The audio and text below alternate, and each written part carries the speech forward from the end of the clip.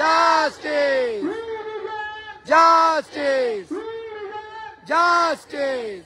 এই বাংলায় প্রথমবার একটা পলিটিক্যাল মুভমেন্ট 72 দিনে দাঁড়িয়ে আছে। এটা সবাইকে জেনে নিতে হবে। এটা আমার জন্য, এটা আমাদের সমাজে, এটা আমাদের সমাজের চাপ, এটা আমাদের সমাজ চিন্তা। যখন দাঁড়িয়ে আছি 72 দিন ধরে, 7 বছর এই দেখো আমরা অন্যায় বিচার ছিনিয়ে আনবো। এই জায়গা থেকে বলতে চাই, এই বাংলার এই মাটিতে ভোট করতে চাই না, বাংলার এই মাটিতে ভোট করতে চাই না, এই বাংলার এই মাটিতে ভোট করতে চাই না, ঠাই নাই ঠাই নাই এই মাটিতে ভোট করতে চাই না, ঠাই নাই ঠাই নাই এই মাটিতে ভোট করতে চাই না, ঠাই নাই ঠাই নাই ঠাই নাই ঠাই নাই ঠাই নাই ঠাই নাই ঠাই নাই ঠাই নাই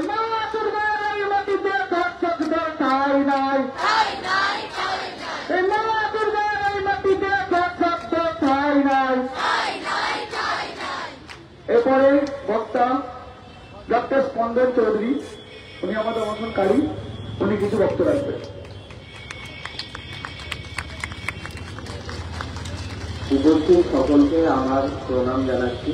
প্রথমে আপনারা এতদিন থেকে এখানে এসেছেন, 15 দিন হতে চলবে, মানে দীর্ঘ 60 ঘন্টা ধরে অনেকে নাচ রয়েছে, কেউ 200 ঘন্টা, কেউ 100 ঘন্টা করে এখানে মঞ্চে রয়েছে, নাচ রয়েছে।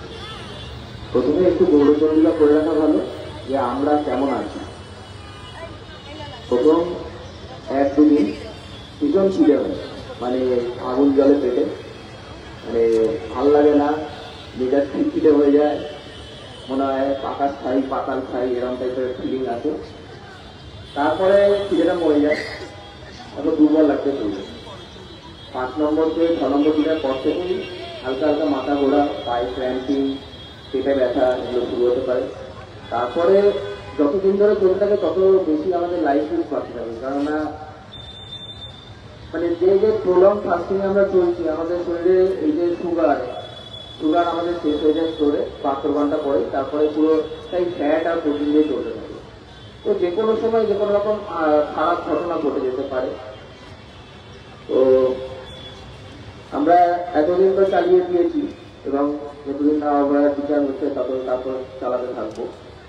তো এবার আসল কথায় আসা, অবহেলার সাথে যে ঘটনাটা ঘটেছে সেটা আমাদের দেশের স্বাস্থ্য ব্যবস্থা ভেতরে দুর্নীতি এবং অব্যবস্থার জ্বলন্ত প্রমাণ। তার মৃত্যু কেবল একক ঘটনা নয়, বরং সিস্টেমে সর্বাত্মক ব্যর্থতার পরিণাম।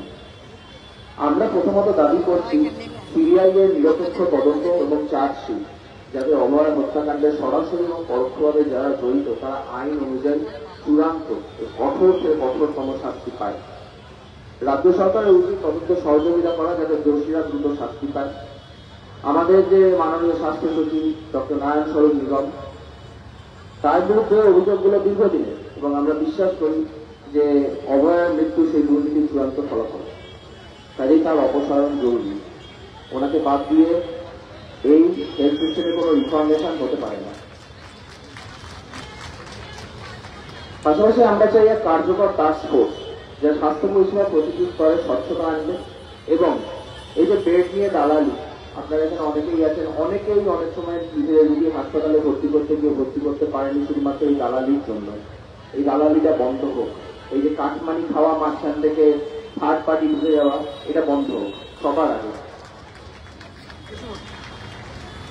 কলেজ স্তরে মনিটরিং কমিটি গঠন এবং আমাদের যে ডাক্তারদের একটা করে রেসিডেন্ট ডক্টর অ্যাসোসিয়েশন তৈরি হোক, যাতে আমরা সবাই মিলে এই জিনিসটার উপর নজরদারি চালাতে পারি। আমরা যাতে কলেজে এই যে ফেড কালচার গড়ে উঠছে বা উঠতে পারে, সেটাকে যাতে আটকে রাখতে পারি, তার জন্য এই জিনিসটাকে মান্যতা দেওয়া হোক, সেটাও আমরা দাবি করি, যাতে আমরা দুর্নীতির বিরুদ্ধে সরাসরি পদক্ষেপ নিতে পারি। অভয়ার মতো প্রতিভাবান চিকিৎসকেরা যদি নিরাপত্তাহীনতায় জীবন হারায় তবে তার দায় কার? একটাই উত্তর, সিস্টেমের। এবং সেই দায় থেকে মুক্তি পেতে সিস্টেমের সংস্কার আজই দরকার, কাল নয়, পরশু নয়, আজ থেকে। আমরা চাই প্রত্যেকটা মেডিকেল কলেজে প্রিভেন্স রিড্রেসাল কমিটি গঠিত হোক, যাতে আর কোনো চিকিৎসক বা রোগী এই থ্রেড সিন্ডিকেটের শিকার না হয়।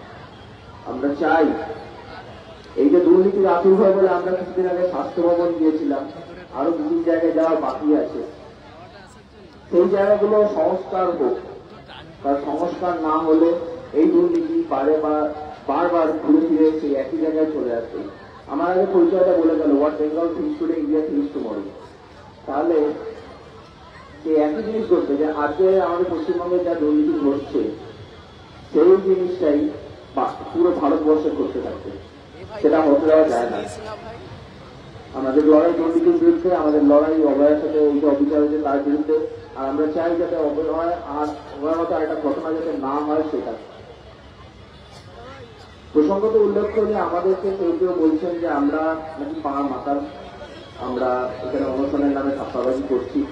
কেউ কেউ আমাদেরকে মাওবাদীদের সাথে তুলনা করছেন। তো আমি এই কথাই দৃঢ়স্বরে বলতে চাই যে যাদের ডাক্তারি করার যোগ্যতাই হয়নি তারা প্লিজ আমাদের এইভাবে সমালোচনা করবেন না। দৃষ্টিকটু লাগে। আপনারা প্লিজ আগে ডাক্তারি 5টা বছর MBBS পড়ুন, 5 বছর ধরে 19টা সাবজেক্টে পড়াশোনা করুন, তারপরে পরীক্ষাটা দিন। পরীক্ষাটা দেওয়ার পর MDটা করুন। MDটা 3 বছর ধরে ডিউটি করুন সরকারি হাসপাতালে। দুর্নীতির মধ্যে রোগরে প্রত্যেকটা রাত আপনার কাটবে না, ঘুম হবে না, তার মধ্যে পেশেন্ট বাঁচান, পেশেন্টের জীবন আর মৃত্যুর মাঝখানে আপনি মাঝখানে জ্যোতি চিহ্ন হয়ে দাঁড়ান, যাতে মৃত্যু যাতে না হয় সেইভাবে দাঁড়ান। এইভাবে লড়ুন, তারপরে MD পাস করুন। তারপরে তার পরের লেভেলটাও তো আছে, DM আছে, আগে সেই জায়গাটায় পৌঁছুন, তারপরে আমাদের সমালোচনা করতে আসবেন। চালু হয়ে দিয়ে সুখের বিচার করতে আসবেন না। শেষে একটা কথাই বলবো, কারণ আপনারা বুঝতেই পারছেন যে আমাদের সেই ব্যবস্থা খুবই একটা ভালো না। সারাদিন 120 ঘন্টা ধরে না খেয়ে রয়েছি, ওনাদের মতো তো আর চকলেট খাই না। আমাদের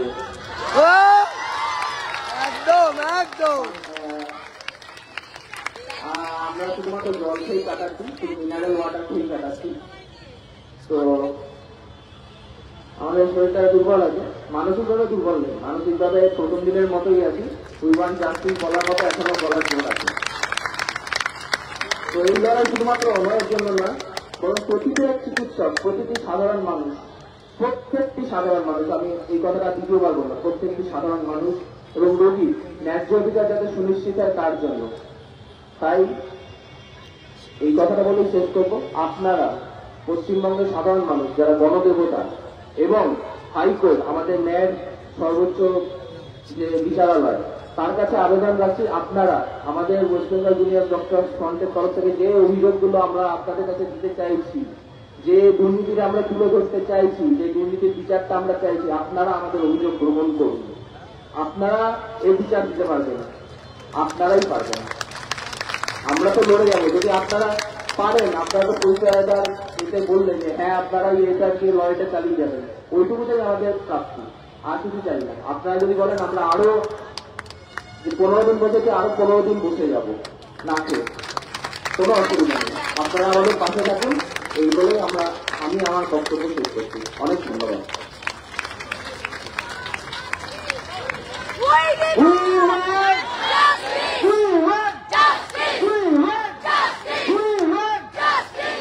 একটা তিলোত্তমার কন্ট্রোল হয়েছে, আমরা কোনো দিনও চাইবো না এরপরে আর কোনো তিলোত্তমা হোক।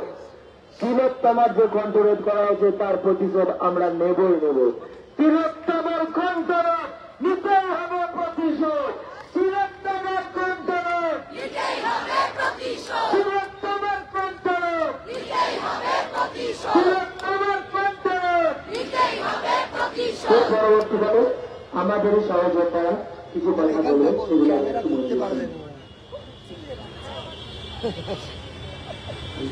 ধর্মতলায় চিৎকার সমাবেশ, তাতে সমবেত সমস্ত মানুষকে শুরুতে আমি সংগ্রামী অভিনন্দন জানাই।